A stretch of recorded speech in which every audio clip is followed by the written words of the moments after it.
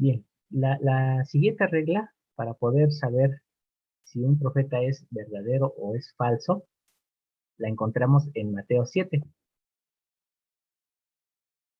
Y generalmente esta es una de las escrituras que siempre utilizan para hablar en contra de José Smith.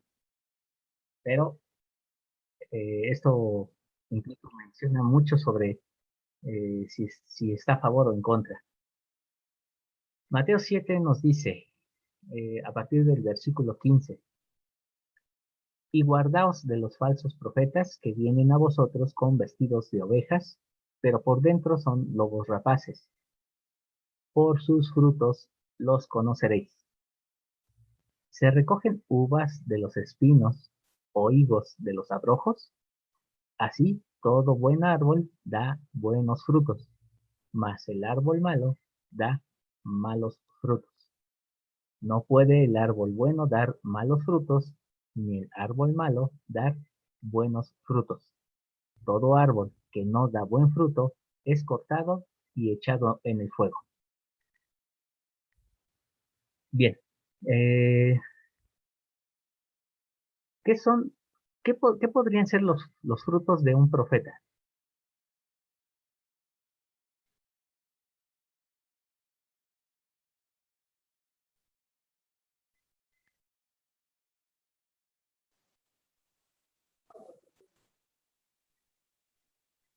La esperanza.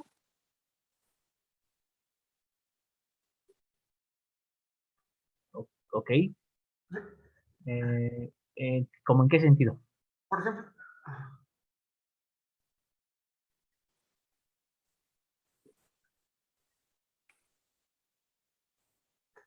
ahí está Uriel levantando la mano, si quieres que primero hable él. Sí, perdón, es que estoy tratando de que no se vea tan borroso. No sé si ya se mejoró un poquito la imagen. Sí, ya se mejoró. Ok, adelante, Uriel. Pues puede sonar redundante, pero realmente creo que es importante pensarlo de esta forma. Y creo que los frutos de un profeta son las profecías, ¿no? Y en este sentido, creo que podemos reconocer los frutos de nuestros profetas, ¿no? Porque son profecías que por lo regular, yo lo he visto así, no son alarmantes, ¿no? O tampoco son profecías en que pues nos estén condenando, ¿no? Sino que son invitaciones a escuchar la palabra de Dios y a hacer nuestra rectificación y arrepentimiento. Y bueno, sí, son invitaciones a esperanza, por lo regular lo que escuchamos en las conferencias, ¿no? Más que alguna situación alarmante o en que podamos tener desesperanza. Muy bien. Gracias, Uriel. Si recordamos así que de forma general, los frutos del Espíritu son gozo, paz, paciencia, benignidad, fe, mansedumbre. Es decir, son sentimientos buenos, son frutos del Espíritu. No son números, no son, como es un profeta verdadero, tiene millones de seguidores. No va por ahí. O como es un ministerio verdadero, está creciendo exponencialmente.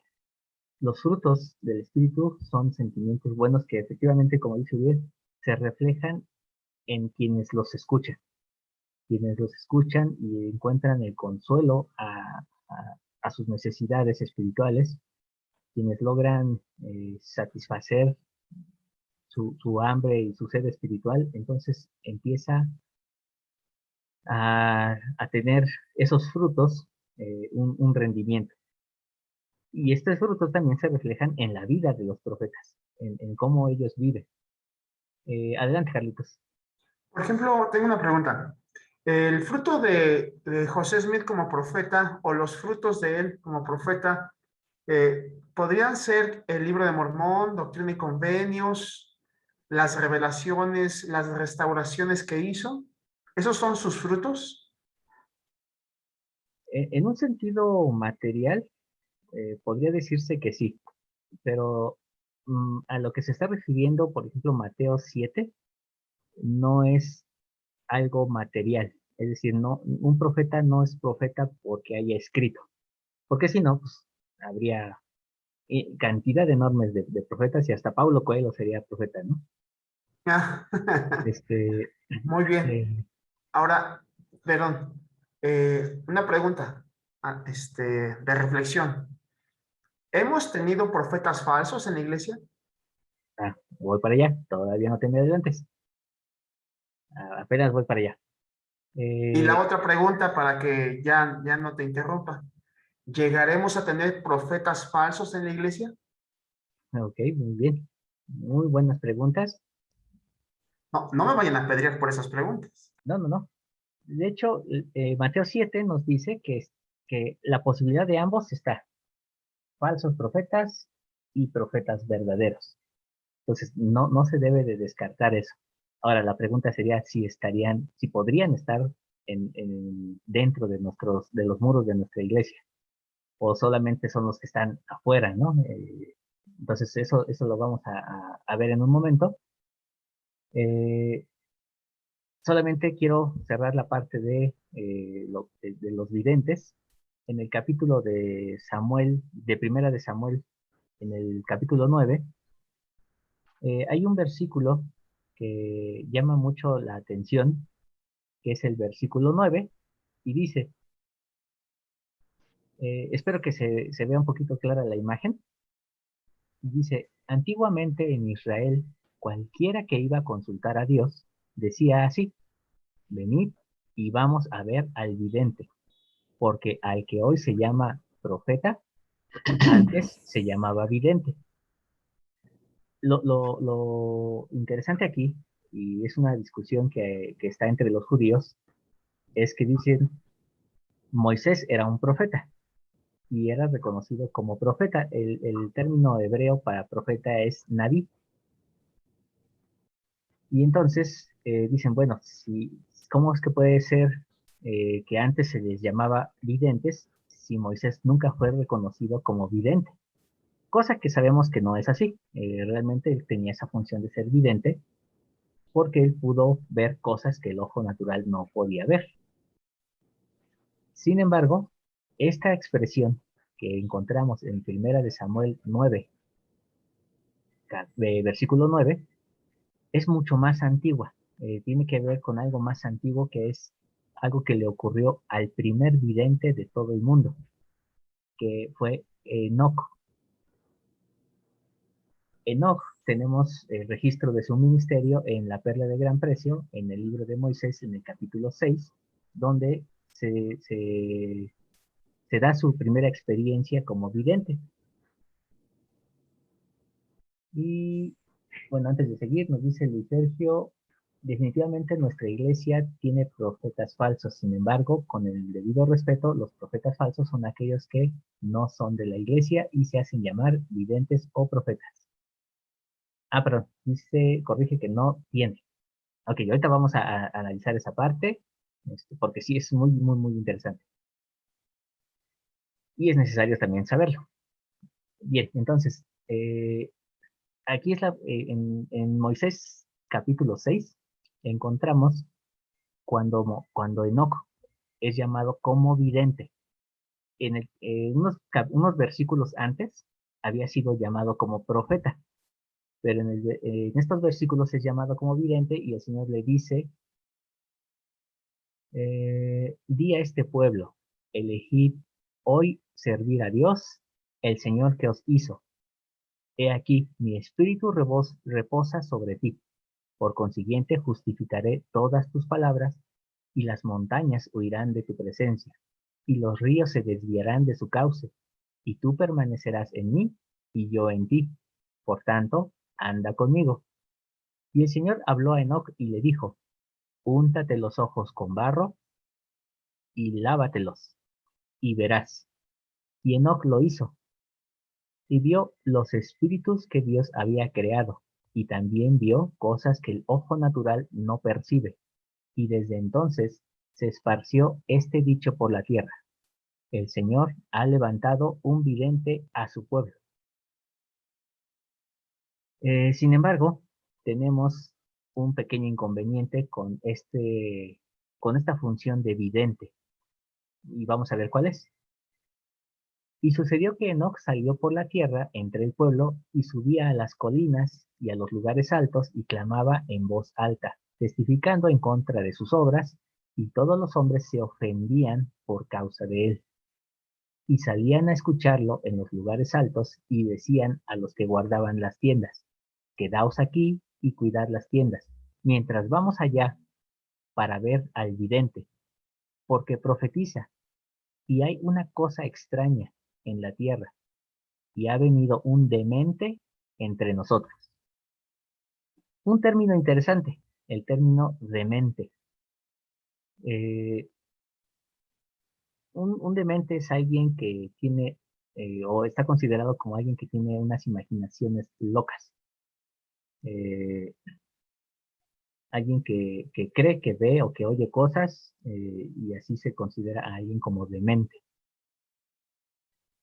Aquí hay algo importante que considerar, y es el hecho de que un vidente no simplemente ve las cosas como si Dios le dijera, prende Netflix y van a aparecer las imágenes. En realidad está asociado a la imaginación de la persona. Entonces, la función de un vidente está en relación a su imaginación y a lo que Dios quiere mostrarle. Cuando estas dos cosas se juntan, entonces se empieza a obtener eh, visiones, que es diferente a revelaciones. Una revelación puede ser desde un sueño hasta un sentimiento, pero una visión es eh, una especie de imaginación manifestada en la mente. Y esto es algo que a veces nos cuesta un poquito de trabajo entenderlo y aceptarlo, porque creemos que cuando Dios el Padre y Jesucristo visitaron la arboleda sagrada, lo hicieron personalmente, y no es así, fue una visión. Y entonces es algo que José vio, y esto es algo importante de considerar. Entonces, esa es la razón por la que los hijos de Leí, e incluso su esposa, cuando criticaban a Leí, le decían visionario, y dice Leí a su esposa, eh, en el versículo 4 de 1 Nefi 5, y había sucedido que mi padre le había hablado diciendo: sé que soy hombre visionario, porque si no hubiera visto las cosas de Dios en una visión, no habría conocido su bondad, sino que habría permanecido en Jerusalén y perecido con mis hermanos. Entonces, el Señor le dio esta oportunidad de saber que Jerusalén sería destruida, porque Leí eh, imaginó, aunque en realidad podríamos decir que él vio. Eso es lo que realmente es una visión, es poder ver lo que está por venir e imaginarlo. Y entonces viene la respuesta de Dios, y es la confirmación de que las cosas sucederán. Y entonces, por eso es que él era considerado como un visionario, o en otras palabras, en términos más apegados a lo que decía Moisés, llegaban a considerarlo como un demente. La función de un vidente es muy complicada, y no es tan sencillo, porque declara cosas eh, que a veces no son tan agradables, a diferencia de un profeta, que un profeta es más esperanzador, nos da, eh, nos hace sentir más los frutos del Espíritu. El vidente es más denunciador. El vidente nos va a decir: si no te detienes, esto te va a pasar. Y ese es un don que incluso tienen las mamás, las madres o algunos también de los padres tienen esa opción de poder decirle a sus hijos, si sigues haciendo esto, te va a ocurrir aquello. Eso es una visión. Y bueno, esta de Jeremías la vemos después, pero sí es importante detectar esas diferencias entre un profeta que está basado en el verbo oír o hablar, a diferencia de un vidente que está basado en el verbo ver. Y decíamos que el profeta es esperanzador, anima la fe, porque la fe viene por el oír, mientras que un vidente nos hace ver lo que nos puede ocurrir si no corregimos nuestro camino. O al contrario, si nos dice si corriges esto, entonces prosperarás en la tierra. Y entonces por eso la función de un vidente es muy incómoda. Eh, Ahora, respecto a la pregunta, ¿existen profetas falsos entre nosotros? Bueno, decíamos hace un ratito, ¿quiénes tienen el potencial de ser profetas? Todos. Cualquiera que tenga el don del Espíritu Santo es un potencial profeta. Y cualquier persona que tenga el don del Espíritu Santo también tiene el potencial de ser un falso profeta. ¿Cómo? Rompiendo las reglas que hablamos anteriormente. Una, eh, atentar contra el testimonio de Cristo.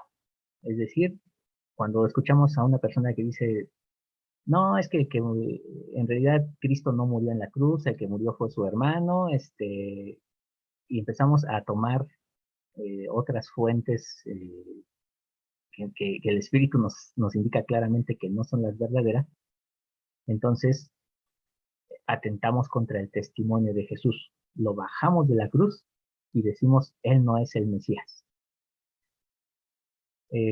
La otra regla es los mandamientos, la ley. Cuando nosotros decimos que ya los mandamientos no son necesarios porque Cristo ya murió en la cruz y entonces ya estamos salvos o que ya nos sellamos en el templo y que ya la tenemos ganada, entonces eso es estar negando la ley. Y quien niega la ley se convierte en el más bajo en el reino de los cielos y es un falso profeta. Oye, entonces ya el 90% de los sellados ya están ahí. Bueno, No aquí digas eso. la pregunta no sería quién es, sino sino si puedo ser yo. Entonces, eso es lo grave. Luis, adelante. Gracias, hermano Juan Carlos. Bueno, definitivamente, si no tienen el sacerdocio restaurado, son profetas falsos. Para poder ser profetas, videntes y reveladores, tienen que tener el sacerdocio restaurado. Si no lo tienen, no pueden ser profetas. No hay otra forma, no hay otro camino más que eso. Tienen que tener a fuerza el sacerdocio. Ok, muy bien. Ese es un punto interesante. Ahorita lo vamos a definir un poquito más. Bueno, si nos da tiempo, pero yo espero que sí. Pero eso que mencionas es muy, muy, muy bueno. Uriel.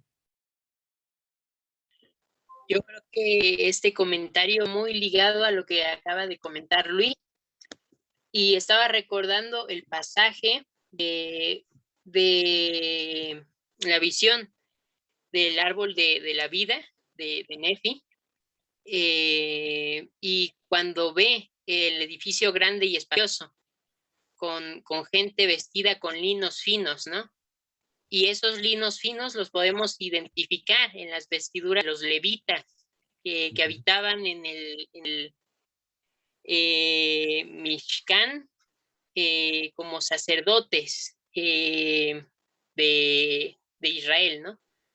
Entonces es interesante encontrar que en este edificio grande y espacioso que que muestra, que simboliza el pecado y orgullo del hombre, puedan haber personas con sacerdocio o con investiduras, ¿no?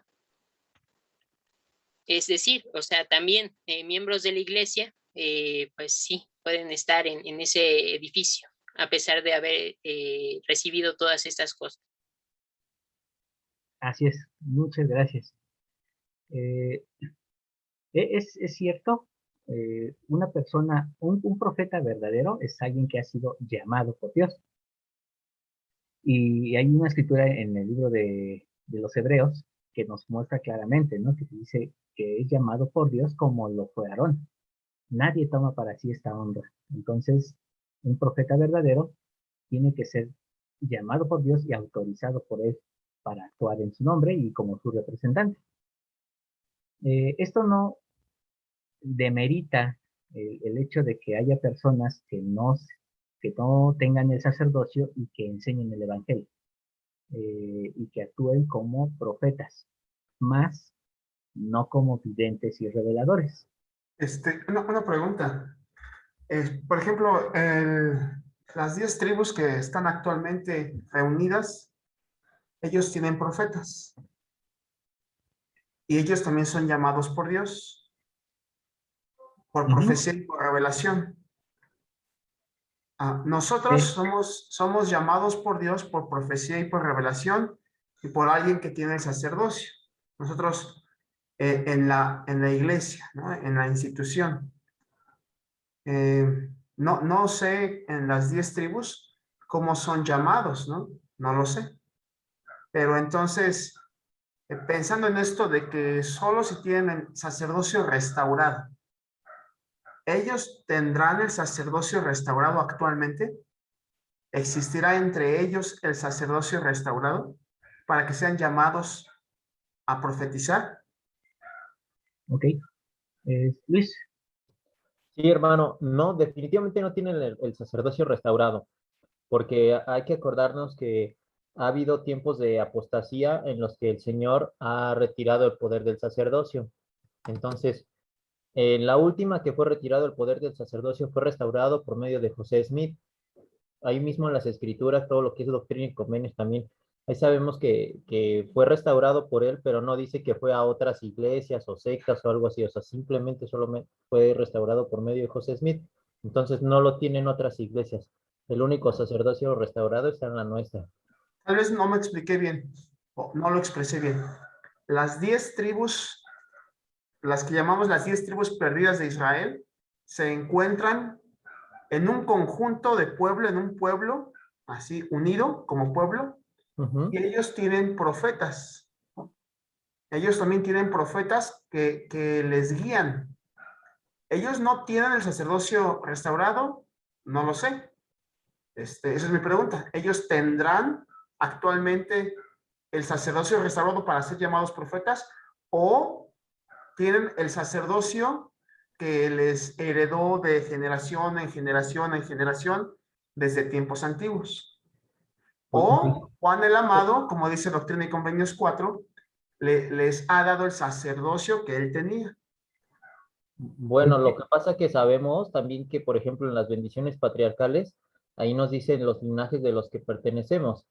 Entonces, hay personas que pertenecen a una tribu u otra y pertenecen a nuestra iglesia. Quiere decir que entonces, pues sí tienen un profeta, es decir, nuestro profeta, pero eso no quiere decir que estén dirigidos como cada tribu por un profeta, o sea, sino que hay algunos miembros que pertenecen a esas tribus esparcidas, pero que son dirigidos por nuestro profeta.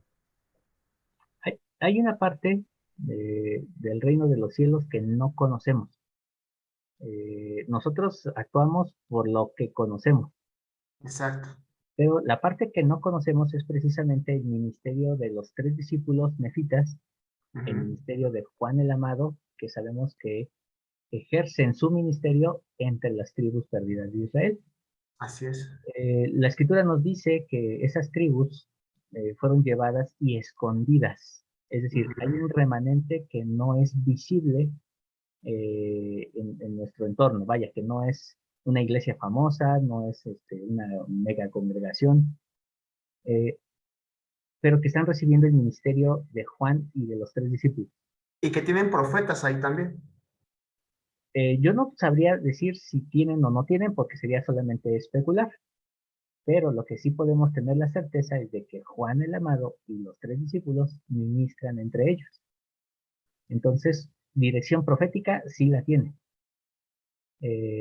Profética autorizada.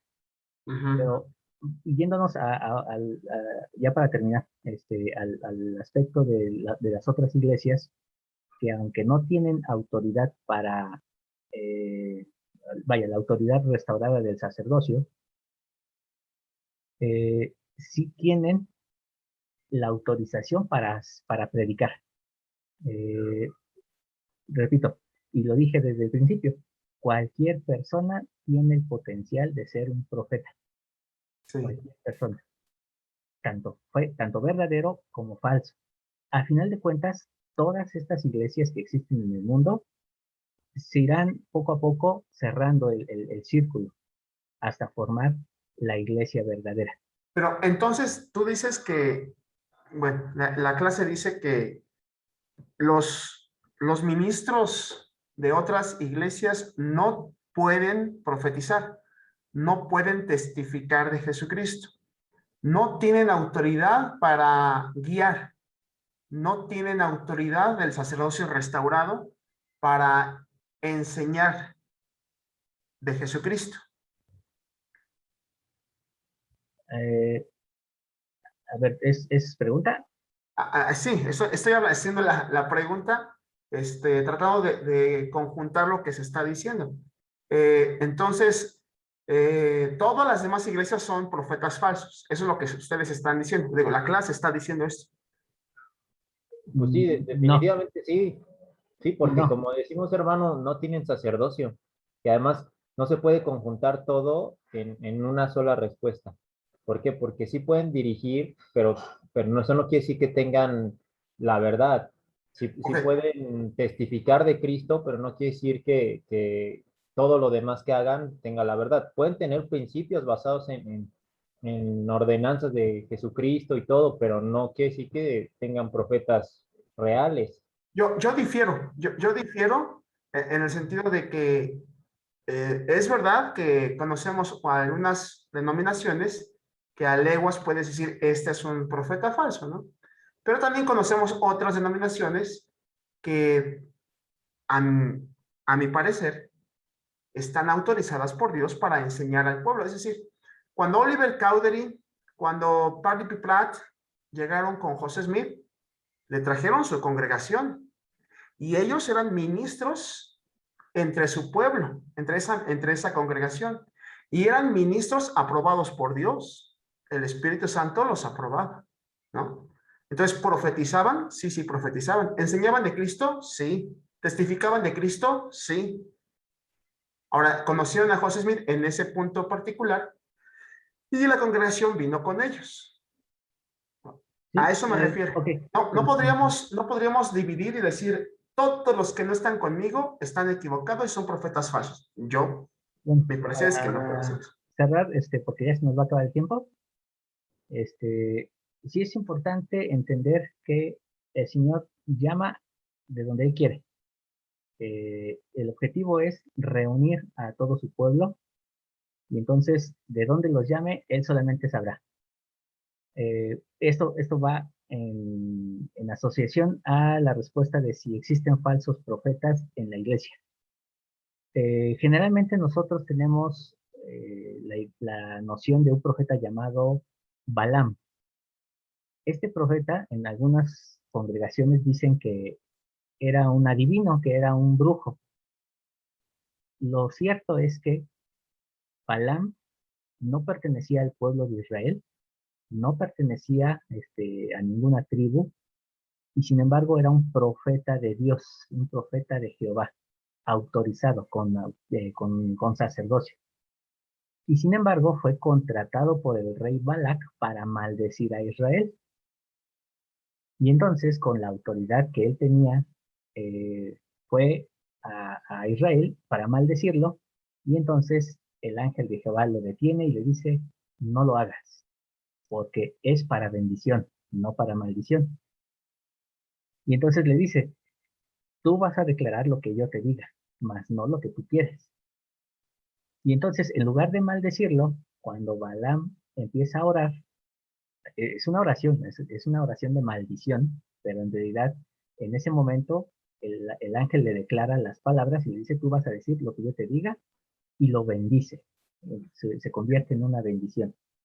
¿Ya viste? Cuando Actualmente, regresa con sí Balac, puede ser. le dice, pues no lo pude maldecir porque no se pudo. Y entonces les dice, ok, pero mira, te doy otra opción. Manda a todas las mujeres hermosas del reino y seduce a los hijos de Israel y haciéndolos pecar, tú los vas a debilitar y el Dios de Israel se va a apartar de ellos. Ese es el momento en el que él se convierte en un falso profeta, porque está atentando contra los mandamientos de Dios. Entonces, cualquiera que diga, bebed, comed y divertíos, si es en esta congregación o en cualquier otra, es un falso profeta. Cualquiera que no te lleve a hacer lo bueno, es un falso profeta. Es ahí donde nosotros debemos de entender que no importa si está fuera de la congregación o dentro, un falso profeta es aquel que me aleja de Dios, por sus palabras, por su ejemplo, por sus enseñanzas. Ahora, los que están afuera no están autorizados para dar todas las ordenanzas de salvación, mas el Señor los ha colocado ahí para que ellos puedan orientar a la gente hacia Cristo. Y entonces, en ese andar, ellos eh, podrán llegar al tronco verdadero, a la verdadera raíz. Entonces, no desechemos el ministerio de otros que están fuera de la iglesia, porque gracias a ellos esta iglesia existe y nosotros debemos de tener cuidado de nuestras palabras, nuestras acciones, porque nosotros que tenemos la autoridad podemos llegar a ser los que decía Uriel, que están en el edificio grande y espacioso, vestidos con túnicas de lino fino, es decir, con vestimenta sacerdotal, y sin embargo estar señalando con dedo de escarnio a aquellos que comen del árbol de la vida. Entonces, que ojalá nosotros seamos prudentes en nuestras palabras y en nuestros hechos para que seamos profetas verdaderos. Pero más aún, termino esta clase exhortándolos a que no nos conformemos con ser profetas. Busquemos el don de la videncia. Busquemos ser videntes. Ya no solamente profetas, sino que ahora vayamos por conocer el destino de nuestra vida y el destino de la iglesia. Y la única forma de hacerlo es que el Señor nos muestre sus designios. Comparto estas cosas y lo hago en el nombre de nuestro Señor Jesucristo. Amén. Amén. Amén. Ok, no quiero tomarles más tiempo, porque de hecho ya nos queda poquito, pero también ya está la convención HAS, ya inició, entonces, pues quisiera solamente terminar con la oración. Cualquier duda o pregunta que tengamos pendiente en la próxima sesión, vamos a dar un tiempecito para que hagamos nuestro repaso y ver si hay preguntas o temas pendientes, ¿sale? Cuídense mucho, les mando un fuerte abrazo y terminamos con una oración. Y Adri Peinado, ¿nos puedes ayudar con la última oración? Gracias. Padre Celestial, en esta noche te estamos muy agradecidos por la oportunidad que nos das de estar aquí, por tener estas herramientas para poder tomar nuestras clases. Gracias por vivir en esta época, por tener la oportunidad de acceder a tu palabra por medio de las escrituras, por nuestro maestro y por la oportunidad que tenemos de conocerte por medio de estas herramientas. Te pedimos que nos bendigas para que podamos tener un deseo sincero por conocerte, por acercarnos a ti, por estudiar el Evangelio y por compartir las cosas que aprendemos con las demás personas. Te pedimos que bendigas a nuestros hermanos y hermanas que van a participar de la convención para que pueda ser una experiencia gratificante para ellos y que nos bendigas a cada uno de nosotros en el resto de la semana. Y estas cosas las pedimos y agradecemos en nombre de tu Jesucristo. Amén. Amén. Amén. Amén. Amén. Amén. Cuídense mucho y feliz fin de Buenas. semana. Buenas noches. Cuídense también. Muchas gracias. Hermana Isa, buenas noches. Gaby, buenas noches. Buenas Buenas noches a noches. todos. Hermana Linda, a todos. Buenas noches, gracias. Buenas noches.